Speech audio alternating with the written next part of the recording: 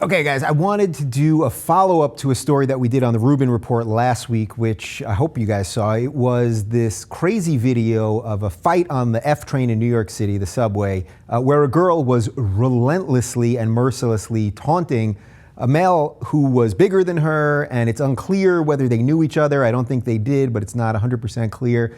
Taunting, getting in his face. He kind of moved away from her. She continued to get in his face, scream at him, belittle him. And then eventually she slapped him, and then he immediately slapped her back. Now this was a tall, big guy, significantly bigger than her, and he whacked her. Open hand, but he whacked her good. Then a completely crazy melee broke out, and all hell broke loose, people screaming and just circus. Anyway, we did a video on it on the Rubin Report, and I had two female guests who both basically agreed that men should not hit women regardless of the circumstances. There were slight caveats to that, and I basically agreed with that premise that men should not hit women. And I think I was trying to take the high road, and I think I alluded to this, at least in a question, in that maybe what he should have done is, as awful as what she did was, and I believe in equality of the sexes, as awful as what she did was, both because of the sex part of it, and I know I just said I believe in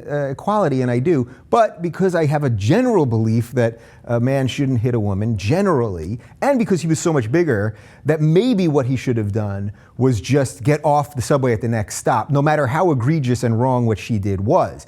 Anyway, the comment section was, people were going completely berserk on me, of course fighting with each other, it is YouTube, but people were really disappointed in my remarks and were saying that I'm being too politically correct and that this is a consistent problem of the left, and if feminists want equality, then they have to be treated equally, and if she wants to be treated equally, well then if she hits this man, that he has every right to hit back. Anyway, it's a multi-layered thing, but I think maybe I was a little dismissive of this man's right to defend himself. By the way, the charges were dropped against him. He did have charges issued, the charges on her stand.